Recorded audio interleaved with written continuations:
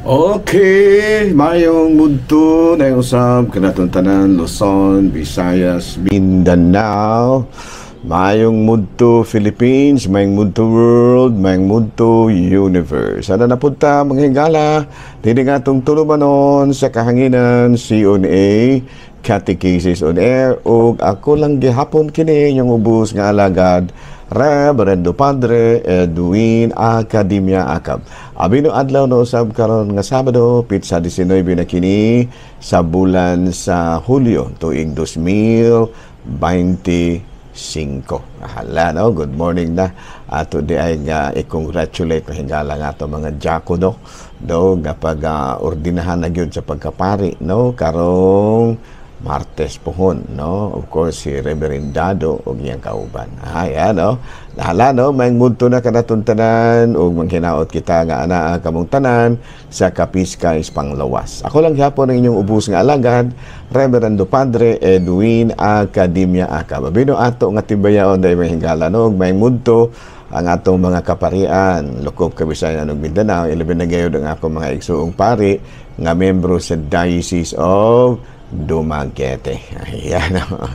Abino mga higala, diri sa Siquijor po. Do, kumusta na nga ako ang mga igsuong pari din sa Siquijor, pinanguluhan sa atong maabtikon usab, no, nga rector na mo sa una, diri sa St. Joseph Seminary College, si Monsignor kanang Monsignor Larry Katubig. Ayan, no?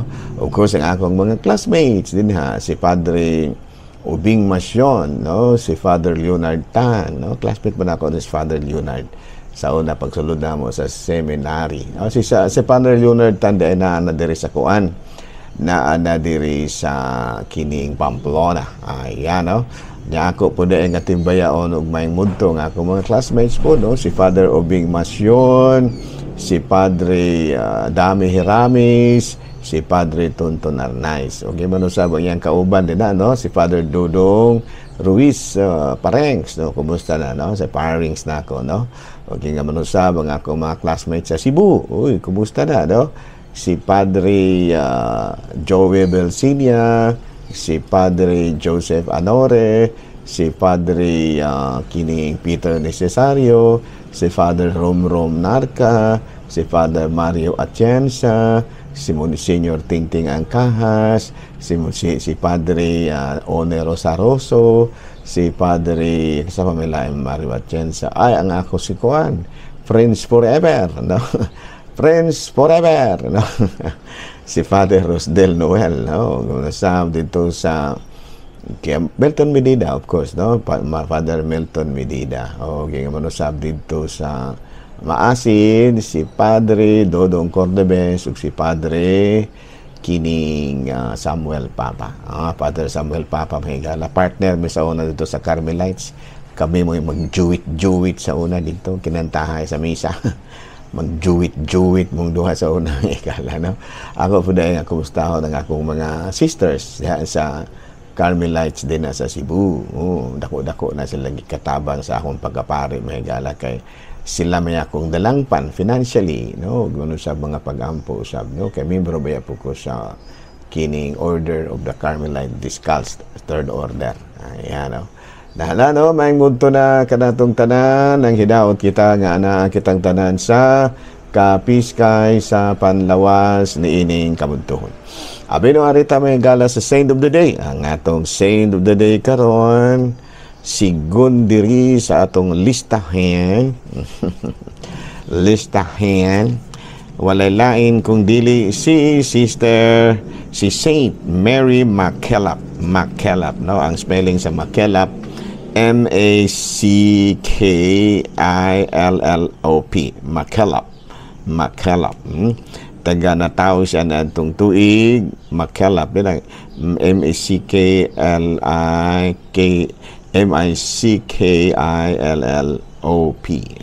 No?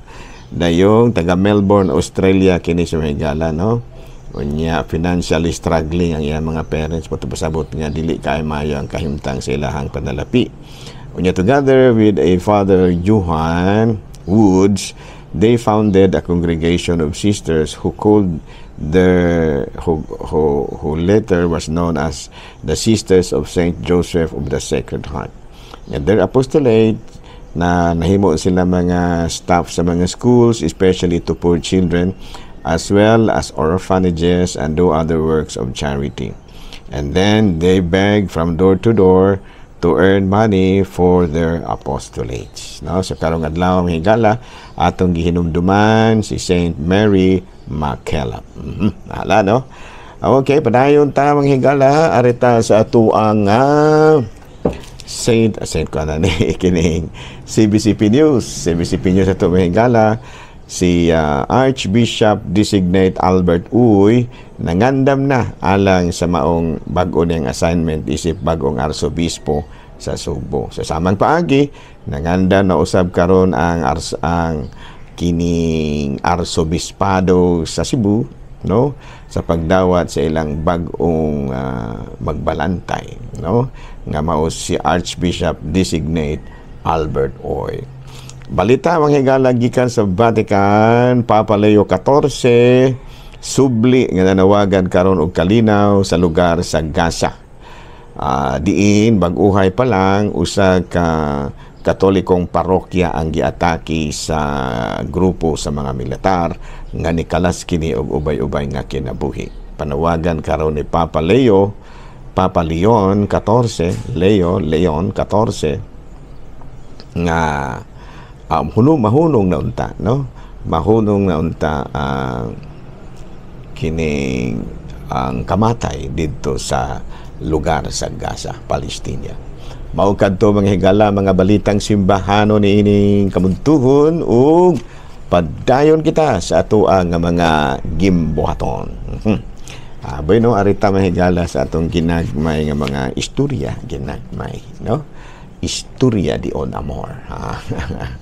Ato na lang lakipan mga higala no istorya mga higala no. Dunay usag ka dakong sunog, no? Dakong sunog mga higala. Karon ang sunog, of course, sunog madagang kayong mga nanawagan dayon sa kining bombero, no? Pag-abot sa mga bombero, dako naman kayong kalayo, ang nahitabo layo ra kay kapasirit na ning mga bombero nya tungod sa kay layo man lagi maglisod gyud taon dili kay daling mapalong ang kalayo sa diha nga kalit usa ka grupo sa mga kining bombero nga maisugon kayong miasdang sa kalayo, no? Miasdang sa kalayo ba ug ang nahitabo mao nga namakpak gyud ang mga tawo kay didto gyud muhunong mga higala duol na gyud sa kalayo ang maong bombero. Namakpak ang mga tao tungod sa maisugon nga gihimo sa mga kabayanihan, mga gihimo sa mga bombero nga wala gyud sila mahadlok sa kalayo, ni paduol gyud sila pag-ayo sa kalayo. Apan namakpak ang mga tao, apan dakong kahibulong sa mga tao kay pagnaog gyud nang lukso ra mas gikas fire truck ang mga bombero ug gibiyaan ang ilahang fire truck ug nanagan ba gibiyaan nila, so giduol na taon sila sa mga to. Sir, ano man to sir? Inyo naman gibiyaan inyong kuan, ingon ang katong driver ay hapit may disgrasyado. Nawad-an man kong break ang bombero. Nawad-an og break ang kining fire truck. Mao nga dili may buti pasabot sir, dili na magamit to. Dili lang kainit ang gugkay do. So miingon ang mga tao nga nananaw nga hay may maayo sir ug inyo na lang ning tudloan unsaon pag-operate ng mga hose ana para kami nalay mo bomba. Miingon dayon ang mga bombero. Sige, okay ra. Dito na nalagan sila, nagkamang-kamang sila paingon sa fire truck ug gitudloan nila ang mga volunteers na gibali volunteers na aron nga sila nalay mo bomba sa tubig. Tuod man sa diyang nakaton pila mo instant practice, instant training ba. Dito na nagsirit dito dayon gipasiritan ni bumbahan din nila ang tubig ug kaluoy Ginoo na palong gyud ang kalayo. Karon panahon na sa pagpasalamat, no? Ingon dayon ang kuan mga tao atong pasalamatan, no, ang atong mga tagiyas balay ba na kapitan nila. Atong pasalamatan ang ato ang mga volunteers, ang mga bombero nga sila gyud may nakapalong sa sunog. No, katubang mga ni volunteer ba? Ingon po dayon na mga original nga mga bombero. Kami di ay dili may pasalamatan nga kami man mo nagtudloan na unsaon pag gamit anang bombero. Ay nga pasalamatan po mo, sir. Pero mas pasalamatan gud nato ning kining mga volunteers nga mo'y puli kaninyo pagpasiris tubig. Ayan, no? So, unsa may pagtulunan? Pagtulunan, mga higala, ang tubag ni ana, aduna gid ay mga tao nga human na nakakaton sa pagtulunan ni Kristo, maisugo na gyud nga ibutang sa buhat ang ilahang mga nakatunan. Parehas ba itong mga bumbero ba? Katong mga volunteers nga mga bumbero nga matud palagi pagkakaton ginila actual na ba mo na gitawag sa in English og OJT, on the job training. Sa dihang nakaton sila sa mga kung paggamit sa bomba, ilag yung gigamit aron sa pagpasilid bahala na kung masakripisyo pagani hasta ang ilang kinabuhi. So doon na gid mga tao na muna nahitabo sa mga martir, no? Muna nahitabo sa mga martir ug mga santos, no? Nga bisan sa kalisod ilag yung gitabang. Pero doon na po yung uban di ay nga mayrang manudlo-tudlo. Tudlo-tudloan ra ka ba kabahin si Ginoo, tudloan na ka unsay mga maayong kinaiya sa usa ka Kristohanon apan sila dai mismo dili mo sakripisyo ug buhat niini. Naapoy mga tao ngayon ni ana di ay, no nga mayra sa sulti tudlo kunuhay apan panahon sa kanang pagpakita sa buhat dili. Muna nahitabo sa mga bombero, no nga katubang mga nanalagan ra ba, katubang nanagan ra ba nga mga bombero kaya nga handlok og mga sunog unya ilarang gibiyaan ng ilang fire truck unya may gani kay ni volunteer og ila dayon nga gitapangan ginakuha ng kalayo. So of course dako gihapon kayo og ang kanang credit ang mga nanudlo, pero giingnan sila sa kapitan mas maayo unta sir kung diha mas maayo pagidunta kung sa diha nga mga volunteers ug kamo maugay na ning kamot. Ang problema kay inyo ra mo kung gipasagdahan ng mga volunteers ug kamo na naniguro ra mo sa inyong kinabuhi, no? So tato pa usagi di ay sa angay natong buhaton, no? Isip mga nangalagad sa simbahan, isip nangalagad sa gobyerno nga dili lang takutob ra sa sulti. Mas maayo gyud nga kanang ipakita ginusab nato sa buhat ug atong puy-an ang ato mga gisulti, no? Disclaimer wala na nagpasabot nga ingon ni ana ang mga bombero ha dili sample ta sadto, no? Disclaimer ba nga dili pod mga bombero ingon ana nagnahimo rang sample ang maong sitwasyon, pero wala ko niingon nga ang mga bombero maayo ra sa sulti pero wala sa buhat. Wala ko ni ana ha, disclaimer na, no? Nga isip di ay mga Kristohanon dili di ay angay nga maayo ra ta sa tudlo-tudlo kung dili maayo sa nga ipakita nato sa buhat. Klaro? Pero sorry ha kung mga bombero kung mo may nahimo na kung sample, no? Kay mga bombero utan ba po ni, pero nahimo lang sample pero okay ra. So paselo ako ha kung kamo may akong gihimo nga sample, pero kuan na to siya, let us take it in a grain of salt. Kuan na to siya, sample ra ba. Yan ha, klaro lang. Pero kung pananglitan og na-offended gyud mo, pasalo lang ko. No, I don't no intention to offend the bomberos. Palangga gyapon nato mga bombero. Okay, klaro? So no offend ha, no offense intended alang sa mga bombero. Thank you. No? So muna to, no, nga sa ato pa di ay sa ato aron pagka-Kristiyanos kinahanglan nga andam kita, no? Sa paghimo, no? Sa paghimo sa bisan unsa mga pagsakripisyo human nga natudloan kita.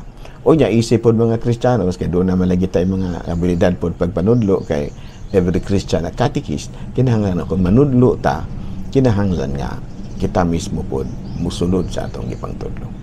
Okay, klaro? Okay. Narita sa lain na to. Ari na ta mahigala sa ato ang topic. no, popular religiosity man atong topic gahapon, no. Unsa ganito ang popular religiosity? Popular religiosity reflects the ways actively sa paha. Popular religiosity refers to the ways ordinary people practice and express their faith, often distinct from official or formal religious practices. It encompasses a wide range of cultural expressions, rituals, and beliefs that are deeply intertwined with everyday life and local traditions. Okay, no? So, sa ganito example, ang popular religiosity includes popular devotions like novenas, processions, religious dramas, and fiestas. Includes, ha? Dili kay mao gini sila. Includes lang, no? Popular religiosity includes popular devotions such as novenas, processions, religious dramas, and fiestas. Now, unsa may gikatabang sa ining popular religiosity sa atong kinabuhi? Kung naakita na ini, no? Of course, enculturation. It would involve the blending of religious belief with local customs and cultural practices. Ato pa, ang atong naandan nga mga paagi sa pagsaulog, atong nasagol, na mix kla sa atong religious nga pagtuo. Ato pa ang atong pagtuo ba, ang kining gitawag natong local nga customs and traditions atong napahaum usab sa atong mga religious belief. Now, focus on the concrete. It often emphasizes tangible expressions of faith such as rituals, festivals, and devotion to specific saints or sacred objects. Ato mabuti pasabot nga kanang makita ginato ba? Makita ginato nga mga buhat dili kato bitang abstract lamang. Kutubras istorya ba? No, siguro istorya pero masabtan ginato kay doon na may makita nga mga aktibidades. Sabtan ba? Muna siya, no? Papasidungog sa mga santos, pasidungog sa pangatao nga nakapakita usab sa mga nilang kinaiya. Ingon niya, no? And number 3, community-based. Often practiced within communities and is a source of cohesion and shared identity. Shared identity and cohesion. Muy makapahiusa sa tao ba? Kining ato mga popular religiosities. And often, it includes popular devotions. No, sa ito pa, ang ato daing popular religiosity, kalakip yun diha sa gitawag nato og popular devotion. Sa mapananglit sa, unsa ganito, yung mga popular devotions nato, kalagmitan nga atong gihimo, doon na tayo mga novena, procession, religious drama, and of course, ang mga fiesta. Pero doon na yung mga do's and don'ts, no? Of course, ang don'ts nato, kinahanglan nga ang ato ang mga kalihukan, dili gyud musukwahi sa naandan nga gitudlo o gibansay sa atong simbahan. No? Sa ato pa, dili mahimo nga kanabitaw magsupak-supak na tas pare. No? Kay palalitan, no? Fiesta celebration. Palitan si Monsignor Bohol kay fiesta celebration aron maaligre ta magpa-misgay ta. Ingon sa Monsignor Bohol na di pwede kay kanang ang ato ang masculinity, ang ato ang femininity, ang ato ang kanabitang ang ato abitang pagkatunga-tunga ba, no, kanang LGBT, ingon niya na LGBTI, dili angay nato nga pasundayag, no? Kinahanglan nga ato kining tahuron, no? Dili nato ipasundayag aron mahimo nga aron ma-expose Hinoon nga mabugal-bugalan na sila. No, panalitan ingon niya na. Pero si Monsignor, iya sa nang kauputo. Nya no napagilain si Monsignor nga kana ganing magfiesta, kinahanglan nga before the fiesta wala gyud bulang. Kaya nga naman ang mga tao adto naman Hinoon managtapok dito sa bulangan o wala na Hinoy manimba. Apil sa gihapon, no? Nga wala lang usay bulang. Pagumans bulang nahala sige. Pagumans bulang, pagumans fiesta nahala sige. magkuan na mo din ha, kalingaw-lingaw na mo. Pringon, muna giingon nga, kinahanglan nga dili sila mulapaw sa naanda nga gitudlo sa simbahan. And of course, mananghid yun, pare, no? Doon ay ubad nga mga, kuan ba? Doon ay ubad nga mga, sakalan renewal movements, usahay nga. There was one time kami, di lang na ako isulti ang grupo, no? Giingnan rami itong ilahang kauban nga. Padre, tuluman may kabuok ato. Dahil na ako isulti ka sa, giingnan may. May anhi may pader, dili aron mananghid, kung dili magpabalo rami. Kato siya, usato siya sa mga don'ts. Ayaw gina. Tahuran ninyo ang inyong mga kora paroko. Kung unsay isulti sa inyong kora paroko, tumanara.